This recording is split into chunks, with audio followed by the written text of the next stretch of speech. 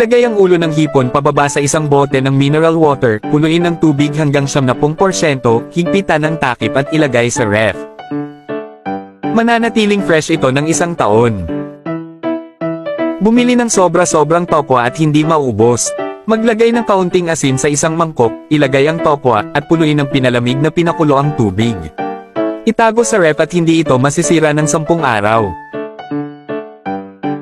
Para sa natirang pakwan, maglagay ng 2 butil ng bawang, balutin ng plastic wrap, at ilagay sa ref.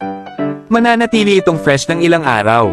Dikitan ng transparent tape ang ilalim ng mga kamatis, at tatagal itong fresh ng 2 linggo. Ilagay ang bawang sa isang supot, lagyan ng asin at tuyong dahon ng tsaa. Hindi ito tutubuan ng usbong kahit lumipas ang kalahating taon. Para sa hindi nagamit na sibuyas dahon, ilatag ang mga ugat sa papel, wisikan ng tubig, at igulong. Mananatiling basa ang ugat at hindi ito masisira ng kalahating buwan. Madalas bang tubuan ng insekto ang bigas? Narito ang solusyon. Maglagay ng luya at star anise sa isang piraso ng papel at ilagay ito sa lalagyan ng bigas. Walang insektong titira dito ng 1 hanggang 2 taon. Alisin ang lumang dahon ng repolyo, putulin ang ugat, at linisin.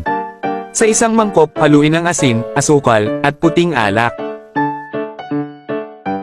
Ipahid sa ugat ng repolyo, balutin ng plastic wrap, at itago sa malamig na lugar. Hindi ito mabubulok ng 6 na buwan, habang tumatagal, lalong sumasariwa. Huwag itapon ang natirang beer. Punuin ang bote, takpan ang bunganga ng tissue, at dahan-daang hilahin. Masisiliwan ang bote at hindi ito tatapan kahit baliktarin. Sundan ako para sa iba pang life hack.